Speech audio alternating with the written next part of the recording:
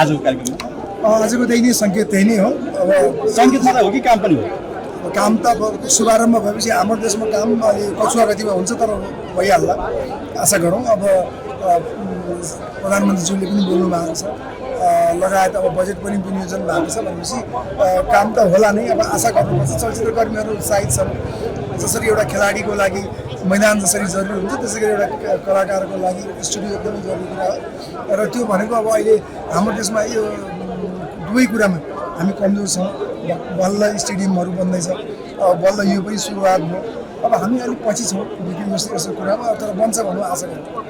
सरले हामी किन पछि छौँ? यो धेरै 25औँ वर्ष 30औँ वर्षदेखि यो स्टुडियो बनेकै छ। तपाईँको प्रश्न एकदम राम्रो छ। हामी किन पछि छौँ त्यसको बारेमा मलाई लाग्छ कसैले पनि उत्तर दिनु सक्दैन। फर्स्ट टाइम प्रधानमन्त्री बोलेको हो र?